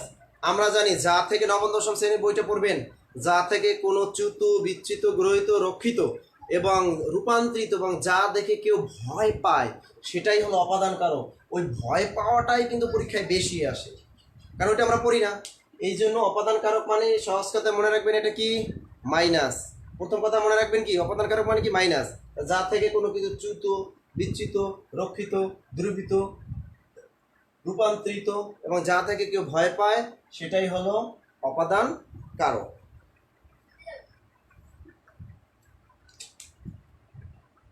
ক্রিয়াপদকে আপনি যদি প্রশ্ন করে কোথা হতে দিয়ে যদি প্রশ্ন করেন বা কোন জায়গা থেকে কাজটা ঘটতেছে সেটা দিয়েও যদি প্রশ্ন করেন তাহলে কিন্তু অপাদান পাওয়া যায়। সহজ কথা মনে রাখেন, এটা অপাদান মানে কি, মাইনাস। এই অপাদান কারক থেকে পরীক্ষায় সবচেয়ে বেশি প্রশ্ন থাকে। খুলনা ইউনিভার্সিটি ভর্তি পরীক্ষা আসছিল, সহকারী শিক্ষক নিয়োগ পরীক্ষা একটা প্রশ্ন আসছিল, এবং বিআরটিএ পরীক্ষা 2018 সালে আসছিল, মেঘে বৃষ্টি হয়। কথাটা কি বললো, মেঘে বৃষ্টি হয়, মেঘের নিচে দাগ। খেয়াল রাখেন আমি কি বলেছি, প্রথম চেনার উপায় কি, অপাদান কারক মানে কি মাইনাস। যদি সংজ্ঞা মনে না থাকে মনে রাখবেন অপাদান কারক কি মাইনাস, একেবারে হ্রাস পাওয়া। তার কথাটা কি বললাম, মেঘে বৃষ্টি হয়। এই বৃষ্টিটা কোথায় জমা ছিল, মেঘে। কিন্তু তা আমি কি বললাম, মেঘে বৃষ্টি হয়, মেঘ থেকে কিন্তু বৃষ্টির কিন্তু হ্রাস পাচ্ছে, মানে মাইনাস হয়ে যাচ্ছে, তার মানে এটা কি অপাদান কারক।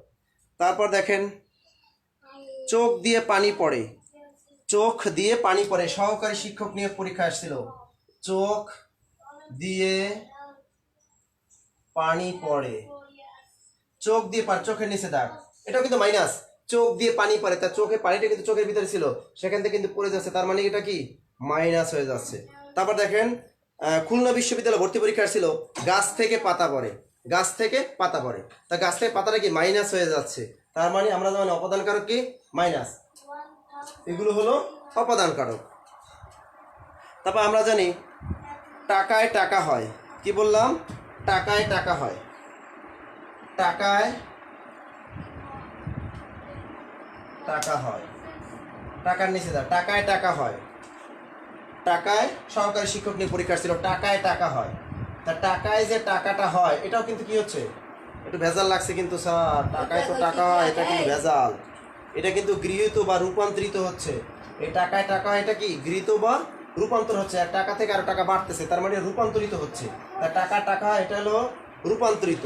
তারপর যে জাত বা উৎপন্ন, যেমন খেজুর রসে গুড় হয়, চাকরি পরীক্ষা আসলে খেজুর রসে গুড় হয়, এটাও কি জাত বা উৎপন্ন। তারপর তিলে তৈল হয়, এটাও কিন্তু কি সহকারী শিক্ষক নিয়োগ পরীক্ষা বা কৃষি মন্ত্রণালয় পরীক্ষা ছিল 2018 সালে, তিলে তৈল হয়, এটা সবাই জানে, এটাও কি অপাদান কারক। তারপর বিরত মানে কি, পাপে বিরত হওয়া, নিবন্ধন পরীক্ষা 2016 আসছিল, পাপে বিরত হও, এটাও মানে কি বিরত। পরীক্ষায় যেটা আসে সবচেয়ে ভয়, যখন যেখানে বাঘের ভয় সেখানে সন্ধে হয়, এটা কিন্তু পরীক্ষায় বারবার আসে। তা আর একটা পরীক্ষা আসছিল সহকারী শিক্ষক নিয়োগ পরীক্ষায়, ভূতকে আবার কিসের ভয়, ভূতকে আবার কিসের ভয়। সহজ কথা মনে রাখবেন, যদি ভয় কথাটা যদি থাকে, যে আমি বাবাকে বড্ড ভয় পাই, আমি পিঁপড়া দেখলে ভয় পাই, আমি বাজারে যেতে ভয় পাই, আমি একা চলতে ভয় পাই, কোনো ভয় কথাটা যদি কোনো বাক্যের ভিতরে পরীক্ষা হলে দেখা যেতে আসে, তাহলে ওটা নিশ্চিন্তে অপাদান কারকে টিক দিয়ে চলে আসবে।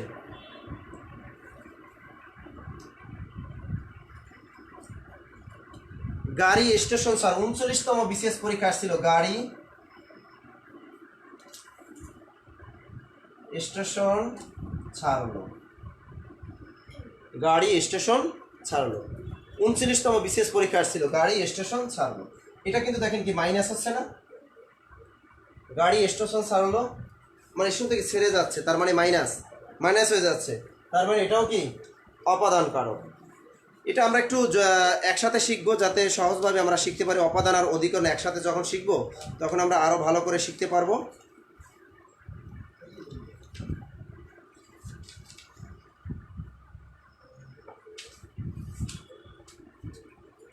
আমি একটা কনফিউশন প্রশ্ন আপনাদেরকে শিখাতে চাচ্ছি।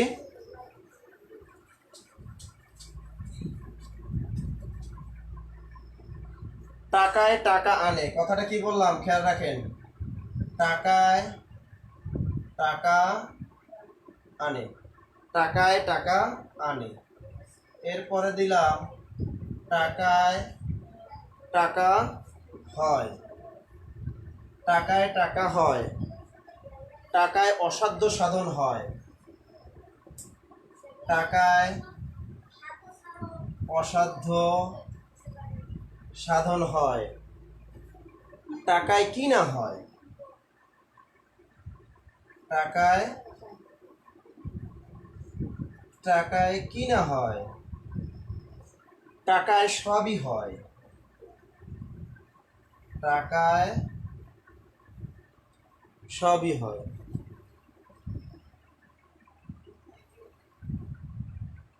দেখেন এখানে এই 1 2 3 4 5টা বাক্য, এই 5টা বাক্য বারবার কিন্তু ঘুরিয়ে ফিরে পরীক্ষা আমাদের আসে, কিন্তু আমরা কিন্তু উলট পালট হয়ে যায়। পরীক্ষার জন্য কোন কারো কি যেন পড়ে আসছিলাম, ভর্তি পরীক্ষায় এটা আসে, চাকরি পরীক্ষায় আসে।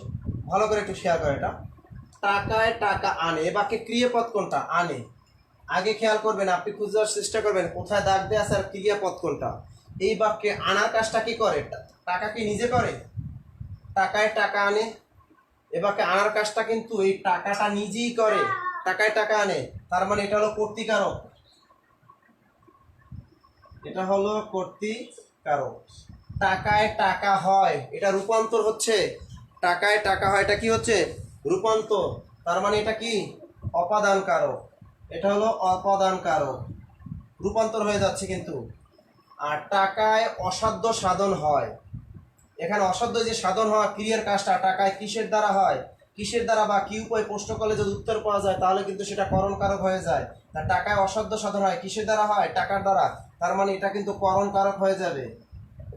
আবার টাকায় কিনা হয়, কিসের দ্বারা কিনা হয়? টাকার দ্বারা কিনা হয়, তার মানে এটাও কিন্তু করণ কারক। টাকায় সবই হয়, কিসের দ্বারা সবই হয়? এই টাকার দ্বারাই কিন্তু আবার সবই হয়, এটাও কিন্তু করণ কারক। বাজারে বইগুলো দেখবেন যে এক একটা বইয়ে এক একটা উত্তর দেয়া আছে, কনফিউশন ফেলে দিছে আপনাকে। এই জন্য আপনি অবশ্যই এই কারকটা আমি বারবার বলি, পড়ার ক্ষেত্রে আপনি অবশ্যই নজর রাখবেন আমাদের শেখর স্যারের বইটার দিকে। কারণ এখানে দেখেন যে টাকায় টাকা আনে, টাকায় কেরিয়ার প্লাস বই আমার যে বইটা আছে সেখানেও কিন্তু আমি সুন্দরভাবে এটা বুঝিয়ে দিয়েছি আলাদা আলাদাভাবে, যে কনফিউশন প্রশ্নগুলো কিন্তু আলাদা আলাদা লিখে আমি বুঝিয়ে দিয়েছি টেকনিকের মাধ্যমে। টাকায় টাকা নেবাকে আনার কাছে টাকা সরাসরি করতেছে, তার মানে এটা কর্তৃকারক। এখানে টাকায় টাকা হয়, তার মানে রূপান্তর হচ্ছে, এটা অবদান কারক। টাকায় অসাধ্য সাধন হয়, টাকা মানে কিসের দ্বারা অসাধ্য সাধন হয়? টাকার দ্বারা, তার মানে করণ কারক। টাকায় কিনা হয়, কিসের দ্বারা কিনা হয়? টাকার দ্বারা, তার মানে এটা হলো করণ কারক। আবার টাকায় সবই হয়, কিসের দ্বারা সবই হয়? টাকার দ্বারা সবই হয়, তার মানে এটা হলো করণ কারক।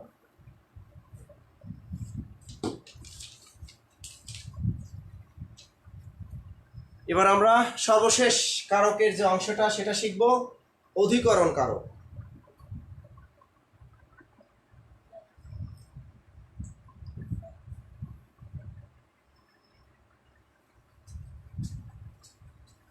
এই অধিকরণ কারক আর অপাদান কারক ভেরি ভেরি ইম্পর্টেন্ট। অপাদান কারক আর অধিকরণ কারক ভালো করে শিখবেন। অধিকরণ কারকটা অনেকের সমস্যা আছে, কিন্তু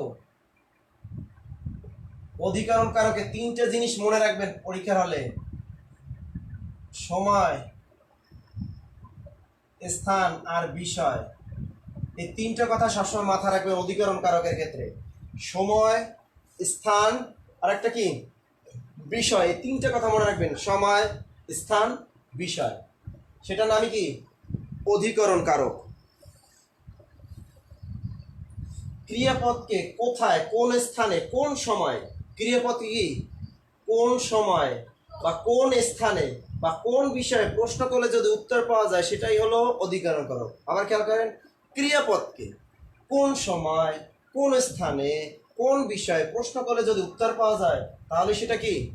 অধিকরণ কারক। পরীক্ষায় এসেছিল প্রভাতে সূর্য ওঠে, প্রভাতে নিচে দাগ, এখানে কি আসছে? এটা কিন্তু সময় বোঝাচ্ছে। প্রভাতে সূর্য ওঠে, তাই এটা কি? সময়। এটা হচ্ছে চাকরি পরীক্ষা আসছে। রহিম অঙ্কে কাঁচা,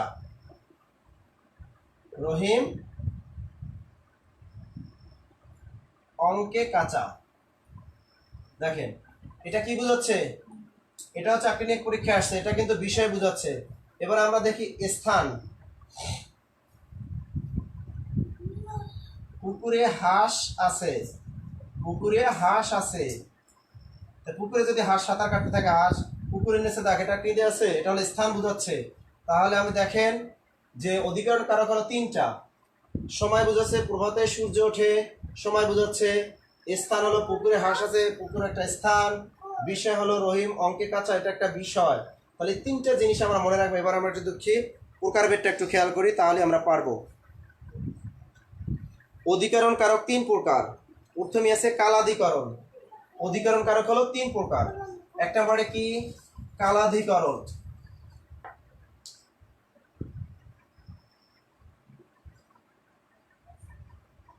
কালাধিকরণ, এই কালাধিকরণ অনেক জিনিসটা বুঝেন না, মনে রাখবেন সময়। এই কালাধিকরণ মানে মনে রাখবেন সময়। কালাধিকরণ হলো সময়, কথাটা মনে রাখবেন, তাহলেই পারবেন। দেখি পরীক্ষায় কি কি আসছে প্রশ্ন। কৃষি ব্যাংক নিয়োগ পরীক্ষা আসছে। আজকে তোমায় দেখতে এলাম জগৎ আলো নূরজাহান। দেখেন কত ঘুরিয়ে ঘুরিয়ে পোস্টে দেয়। আজকে তোমায় দেখতে এলাম জগৎ আলো নূরজাহান। প্রশ্ন বানিয়ে দেয় এখান দিয়ে, এটা কোন কারকে কোন বিভক্তি, এটা কিন্তু পরীক্ষায় আসছিল। কৃষি ব্যাংক নিয়োগ পরীক্ষা 2017 আসছিল। আজকে তোমায় দেখতে এলাম জগৎ আলো নূরজাহান। আচ্ছা দেখেন আজকে, এটা কিন্তু একটা সময় বোঝাচ্ছে। এটা কি বোঝাচ্ছে, সময়। তার মানে এটা হলো অধিকরণ কারক। কোন অধিকরণ কারক আবার যদি বলে, ধর ইউনিভার্সিটি ভর্তি পরীক্ষা, এটা কিন্তু আবার এভাবে বলে দেয় এটা কোন অধিকরণ কারক। এটা হলো কিন্তু কালাধিকরণ। কালাধিকরণ মানে সময়। তারপর জাহাঙ্গীরনগর বিশ্ববিদ্যালয় ভর্তি পরীক্ষা ছিল। সন্ধ্যার আগে ঝিলিমিলি ঝিলমের স্রোতখানি বাঁকা। এটাও কিন্তু সন্ধ্যার সময়টা নির্দেশ করছে, এটা সময়। সারা রাত বৃষ্টি হয়েছে। ঢাকা বিশ্ববিদ্যালয় ভর্তি পরীক্ষা ছিল। সারা রাত বৃষ্টি হয়েছে। সারা রাত বৃষ্টি হয়েছে। ঢাকা ইউনিভার্সিটি ভর্তি পরীক্ষা ছিল সারা রাত। এটাও কিন্তু কি বোঝাচ্ছে, সময় বোঝাচ্ছে। তার মানে এটা হলো অধিকরণ কারক বা কালাধিকরণ। বসন্তে বসন্তে তোমার কবিরে দাও ডাক। ঢাকা বিশ্ববিদ্যালয় ভর্তি পরীক্ষা এসেছিল। বসন্তে বসন্তে কবিরে দাও ডাক। বসন্তে বসন্তে কবিরে দাও ডাক। খেয়াল করেন, এটা ঢাকা ইউনিভার্সিটি ভর্তি পরীক্ষা এসেছিল। এটাই দেখুন বসন্তে বসন্তে, এটা কিন্তু ঋতু, একটা সময়। তা বসন্তে বসন্তে কবিরে দাও ডাক, এটা হলো অধিকরণ কারক। তার মানে এটা হলো কালাধিকরণ বা সময় নির্দেশ করা হচ্ছে, এটাও হলো অধিকরণ কারক। এই এবার 2 নম্বর আছে আধার অধিকরণ বা স্থান অধিকরণ। 2 নম্বরে আছে আধার অধিকরণ বা স্থান অধিকরণ। কালাধিকরণ গেল 1 নম্বরে। 2 নম্বরে কি, আধার অধিকরণ বা স্থান অধিকরণ। আধার অধিকরণ, আধারাধিকরণ মানে মনে রাখবেন এটা হলো স্থান। আধার অধিকরণ মানে কি, স্থান। তার মানে স্থান বুঝাবে এটা। আধার অধিকরণ মানে হলো স্থান অধিকরণ।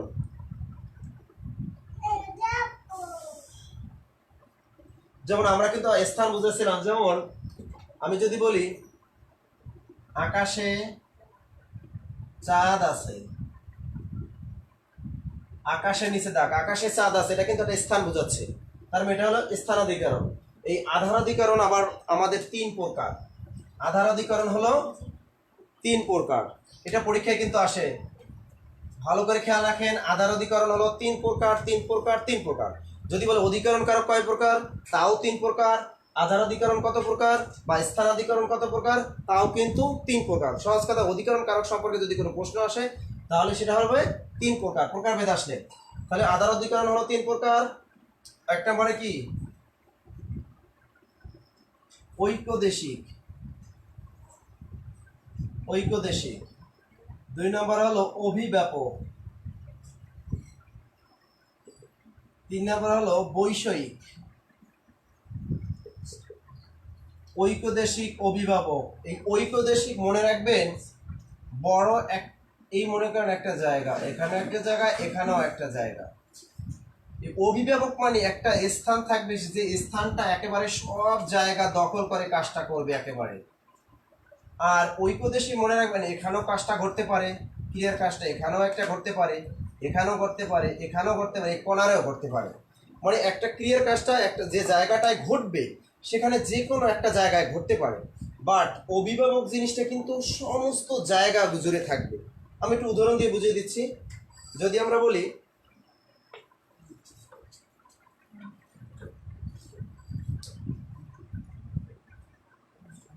সমুদ্রে পানি আছে, সমুদ্রে পানি আছে। বনে বাঘ আছে। একটু খেয়াল করেন তো, সমুদ্রে পানি আছে, সমুদ্র কি একটা স্থান? সমুদ্রে পানি আছে, সমুদ্রে কিন্তু পানি কিন্তু সব জায়গায় থাকে, একেবারে সব জায়গায় থাকে, স্থানটা দেওয়া হবে। তাহলে এটা কিসের উদাহরণ? অভিব্যাপকের উদাহরণ। আবার দেখেন, বনে বাঘ আছে।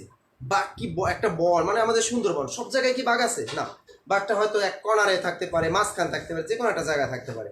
তাই বনে বাঘ আছে, এটা কিন্তু ঐক্যদেশী, যে কোনো জায়গায় করতে পারে। কিন্তু যদি বলা হয় বনে গাছ আছে, বনে গাছ আছে, দেখেন এই একটা গাছ কিন্তু সব জায়গায় থাকতে হয় না, তবে সেটা কিন্তু বন বলা যাবে না, সব জায়গায় কিন্তু গাছপালা থাকে। তার মানে এটা হলো কি, এটা এটা হলো অভিব্যাপক। তার মানে বনে গাছ আছে এটা যদি বলে তাহলে এটা হলো অভিব্যাপক, আর যদি বলে বনে বাঘ আছে তাহলে সেটা হলো ঐক্যদেশী। যেমন আমি বলেছিলাম পুকুরে পানি আছে, পুকুরে পানি কিন্তু সব জায়গায় থাকে, তার মানে সেটাও কি অভিব্যাপক, কারণ পানি সব জায়গায় আছে। আর যদি বলি পুকুরে মাছ আছে, কথাটা কি বললাম? পুকুরে মাছ আছে। যদি বলি পুকুরে পানি আছে, আবার বললাম কি পুকুরে মাছ আছে, খেয়াল করেন একই জিনিস কিন্তু, কিন্তু পুকুরে পানি আছে, পানি কিন্তু পুকুরে সব জায়গায় থাকে, তার মানে এটা হলো অভিব্যাপক। আর যদি বলে পুকুরে মাছ আছে, একটা পুকুরে কি সব জায়গায় মাছ থাকে নাকি? আমি জাল দিয়ে যদি একটা মানে মাছ ধরার চেষ্টা করি, দেখা যায় যে এক জায়গায় থাকে আর এক জায়গায় থাকে না, তার মানে পুকুরে মাছ আছে, এটা হলো ঐক্য দেশী। আশা করি সবাই বুঝতে পেরেছেন এই অংশটা। আর একটা অংশ আছে, এটা হলো ভাবাদিকরণ। তাহলে আমাদের আজকে ক্লাস শেষ হয়ে যাবে, এবারে আমরা শিখব ভাবাদিকরণ। তাহলে আমাদের আজকে ক্লাসটা আর 2 মিনিট সময় নিব, তাহলে আজকে আমাদের ক্লাসটা শেষ হয়ে যাবে। ভাবাদিকরণ, ভাবাদিকরণ আমরা কিন্তু জানি অধিকরণ কারক 3 প্রকার। সেই যে ভাবাদিকরণ একটা ছিল, মানে একটা ক্রিয়ার কাজ আর একটা ক্রিয়ার উপর ডিপেন্ডেন্ট করবে। যদি একটা ক্রিয়ার কাজ আর একটার উপর ডিপেন্ডেন্ট হয় তাহলে সেটা হলো ভাবাদিকরণ। যেমন কান্নায় শোক মন্দীবিত হয়, কান্নায় শোক মন্দীবিত হয়। কান্নার নিচে দাগ, সহকারী শিক্ষক নিয়ে পরীক্ষা আসছিল। সূর্যোদয় অন্ধকার, সূর্যোদয় পদ্ম ফোটে, কর অঞ্চল 2019 সালে পরীক্ষা আসছিল। এটা পদ্ম, সূর্যোদয়ে পদ্ম ফোটে, সূর্যোদয়ে পদ্ম ফোটে, কর অঞ্চল নিয়ে পরীক্ষায় 2019 সালে এসেছিল। সূর্যোদয়, এই পদ্ম ফুল ফোটার ক্ষেত্রে কাজ করতেছে কে? পিছনে ধাক্কা দিতেছে কিন্তু সূর্য। আবার কান্নায় শোক মন্দীবিত, শোকটা যে কমবে বা হ্রাস পাবে তার পিছনে কাজ করতেছে কান্না। আপনি যদি কান্না না করেন তাহলে কিন্তু শোক কমতেছে না। আবার পরীক্ষা আসতে পারে সূর্যোদয়ে অন্ধকার দূরীভূত হয়, সূর্য যদি ওঠে তাহলে অন্ধকার দূরীভূত হবে। কান্না যদি করে তাহলে শোক কমবে, সূর্য যদি ওঠে তাহলে পদ্ম ফুল ফুটবে। তার মানে একটার সাথে একটা কি ডিপেন্ডেন্ট আছে। এরকম যদি কোনো বাক্য দেখেন তাহলেই সেটা ভাবাদিকরণ। আজকে আমরা শেষ করে ফেললাম কারক সম্পর্কে। এই কারক সম্পর্কে যদি আপনাদের যদি আরও কোনো, আজকে আপনারা এই কারকটা লেকচারটা বারবার দেখবেন ভিডিওটা, তারপর কিন্তু কারক পড়বেন।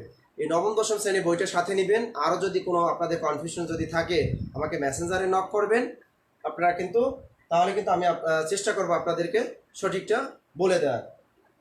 যারা এতক্ষণ ধৈর্য ধরে আমাদের ক্লাসটা উপভোগ করলেন সবাইকে অসংখ্য ধন্যবাদ আমাদের সাথে থাকার জন্য। আমি পরপর 2 দিন আপনাদের ফ্রি ক্লাস নিলাম, এরকম মাসের ভিতরে হয়তো আরও 2-1টা আপনাদেরকে ফ্রি ক্লাস দেবো। আর যারা গ্রুপে আমার সাথে অ্যাড আছে, গ্রুপে যারা আছেন, গ্রুপে আগামীকাল তাদেরকে আমি এক্সাম নিব, আর গ্রুপে নিয়মিত ক্লাসগুলো হবে। আমি গ্রুপ আপনাদের সেক্রেট গ্রুপটা আমি আপনাদেরকে পাঠিয়ে দেবো। যারা আমাদের সাথে অ্যাড আছেন তাদেরকে আমরা সেক্রেট গ্রুপটা পাঠিয়ে দিব, ওখানে অ্যাড হয়ে নেবেন। ওখানে আগামীকাল থেকে নিয়মিত ক্লাস হবে, সপ্তাহে 3 দিন ক্লাস এবং প্রতিদিন রাত 9টায়। আপনাদের যদি কারো কোনো সমস্যা থাকে আগে আমাকে ইনফর্ম করে জানাবেন, নক করে জানাবেন যে আজকে সমস্যা আছে, তাহলে আমি আপনাদেরকে ওই ভিডিওটা আবার সেন্ড করে দিব। আজ তাহলে এ পর্যন্তই, আল্লাহ হাফেজ।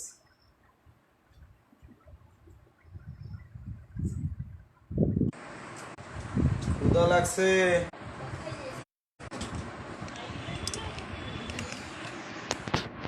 আছে বুঝছো?